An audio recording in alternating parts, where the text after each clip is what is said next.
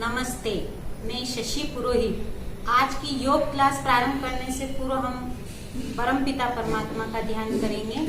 तो सभी ध्यानात्मक इस तरह से ध्यान मुद्रा लगाएंगे और अपने दोनों हाथ घुटनों पे रखेंगे और पूरा लंबा गहरा सांस भरेंगे और उस परमपिता परमात्मा का ध्यान करेंगे इस प्रकार से।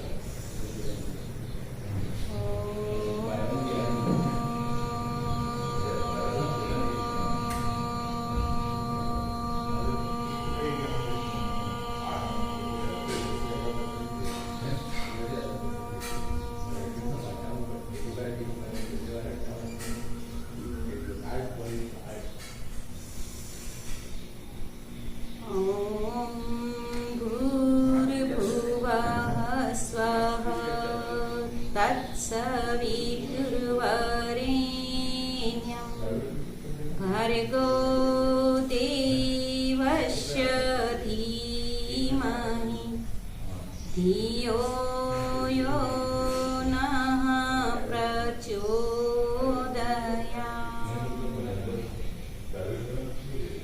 तो आज हमने सर्वप्रथम उस परमपिता परमात्मा का ध्यान किया। मैंने पिछले वीडियो में आपको 8 प्राणायाम का सूक्ष्म परिचय दिया था। 8 प्राणायाम महर्षि पतंजलि ने 8 प्राणायाम का विधान किया है जो अष्टांग योग कहलाता है। अष्टांग योग के अंतर्गत आसन और प्राणायाम का हम आपको सामने बताएंगे। तो बहुत सारे जने पूछते हैं कि क्या हम बच्चे कर सकते हैं, बूढ़े कर सकते हैं? तो महर्षि पतंजलि ने अष्टांग योग के अंतर्गत आसन और प्राणायाम को ऐसे बताए हैं कि जो बच्चे से लेके बूढ़ा तक उसको आसानी से सहज रूप से कर सकता है। तो सबसे पहले हम आज आपको भस्त्रिका प्राणायाम के बारे में बताएंगे। पहला प्राणायाम है भस्त्रिका प्राणायाम। उसमें प्राणायाम को करते समय इस बात का विशेष ध्यान रखना है कि आपका स्थान कैसा है। तो खुला स्थान होना चाहिए, स्वच्छ और हवादार स्थान होना चाहिए। अगर बड़े शहरों में ऐसा स्थान ना हो तो अपने कमरे में घी का दिया लगाकर, गूगल और लोबान का धुआं कर गूगल को जलाकर आपके कमरे को सुगंधित करके आपको ये प्राणायाम करने हैं। तो आइए भस्त्रिका प्राणायाम करेंगे। उससे पहले हम बताएंगे कि आपको आसन स्थिर सुखम आसनम, जिस आसन में आप सुखपूर्वक लंबे समय तक बैठ सकते हैं उसे कहते हैं सुखासन। तो सुखासन सिर्फ जो हम अपन नॉर्मल बैठते हैं इसको बोलते हैं सुखासन। और पद्मासन बोलते हैं दाएं पैर को बाएं पैर की जगह पे रखना और बाएं पैर को दाएं पैर की जगह पे रखना। इस तरह से ये हो गया है पद्मासन। अब अगर आप इसमें लंबे समय तक नहीं बैठ सकते हैं तो आप सिद्धासन भी लगा सकते हैं। सिद्धासन है बाएं पैर दाएं पैर को बाएं पैर की जगह पर इस तरह से रख के और इससे सीधे बैठना। तो इस तरह से आसन के साथ अगर आप प्राणायाम करेंगे तो अति शीघ्र लाभ होगा। आपको बिल्कुल सीधा बैठना, इस तरह से जैसे कि मैंने कल चित्र के अनुसार बताया था कि आपको गर्दन, रीढ़ की हड्डी और कमर बिल्कुल एक सीध में रखना है और इन प्राणायामों को करना है। तो बस हम शुरू करेंगे भस्त्रिका प्राणायाम। भस्त्रिका प्राणायाम में ये ध्यान रखना है कि आपको सांस डायफ्राम तक ही भरना है। पेट हमारा अंदर, जब सांस भरेंगे तो डायफ्राम खुलेगा और पेट अंदर की तरफ जाएगा। इस प्रकार से देखिए।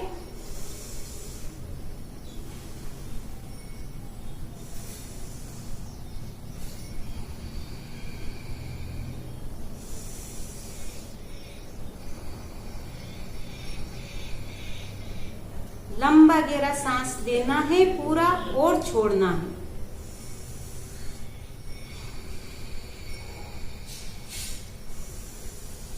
ढाई सेकेंड में अंदर लेना और 2.5 सेकेंड में बाहर छोड़ना है।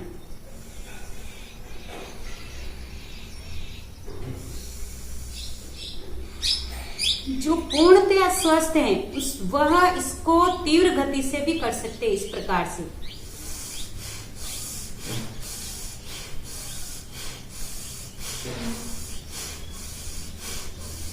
लेकिन जिनको उच्च रक्तचाप है और हृदय रोग है वो इसको मध्यम गति से करें।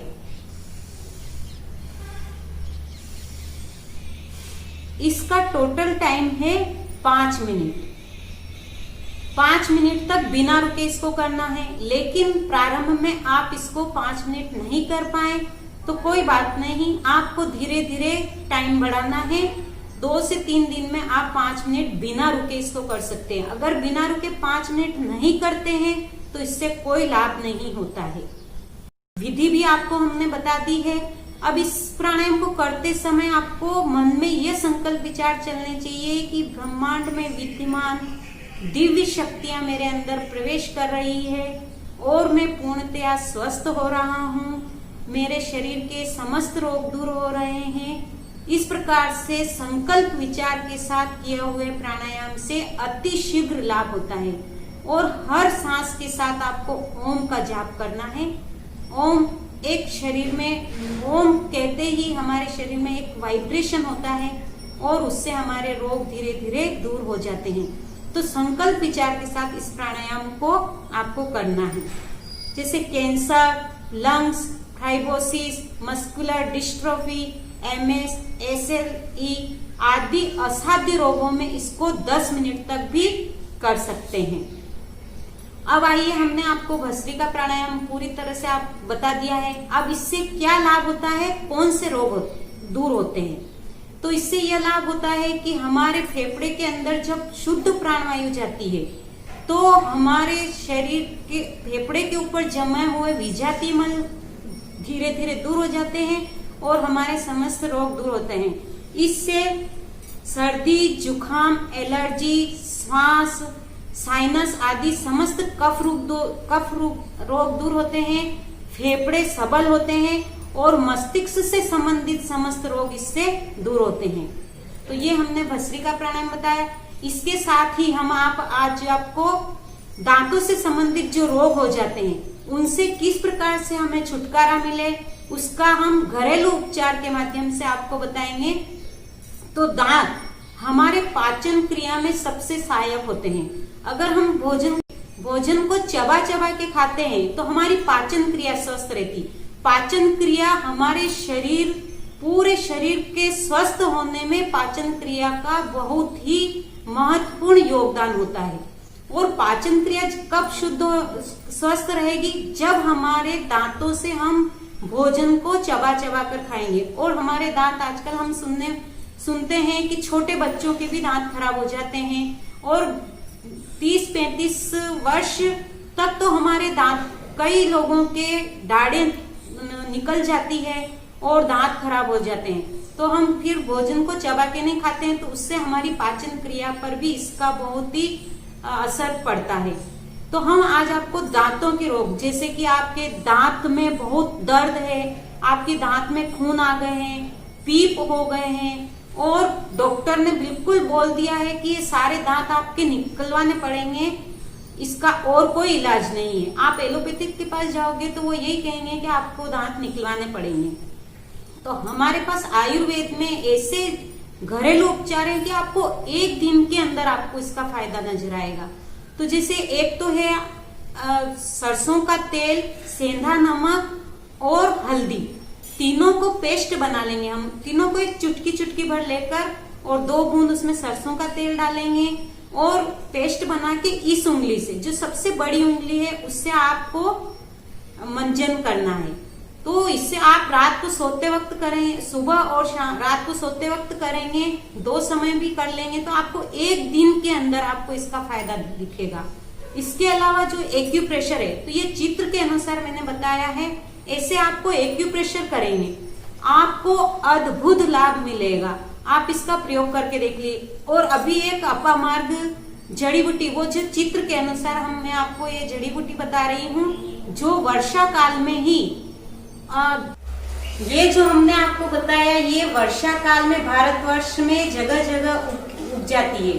तो ये इसका नाम है अपामार्ग और इसको लट जीरा भी बोलते हैं और सामान्य भाषा में इसको आंधी जड़ा बोलते हैं। तो इसकी हमें क्या करना है कि इसकी जड़ से दातुन करना है।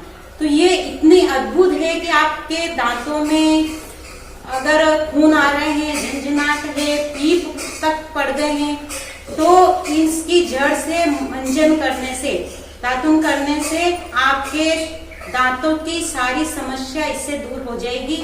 और यूज किया तो आपके 100 वर्ष आप जब तक जिएंगे आपके दांत स्वस्थ रहेंगे, आपके दांत में कोई भी कीड़ा नहीं लगेगा और कैविटी भी उससे भर जाती है।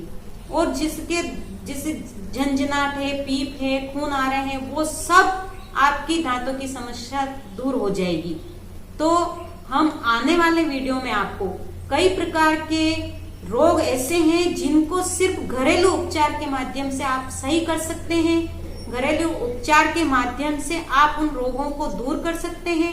तो हम आने वाले वीडियो में आपको, और आपको जो भी रोग हो हमारे को आप कमेंट्स बॉक्स में आप भेज देना। हम आपको उन रोगों का निदान बताएंगे, उसमें कौन सी एक्सरसाइज है, कौन सा क्या है, वो सब हम आपको आने वाले वीडियो में बताएंगे। तो यह वीडियो आपको पसंद आया हो तो आप इसे शेयर कीजिए, लाइक कीजिए और सब्सक्राइब कीजिए। आप सभी भाई और बहनों को नमस्ते।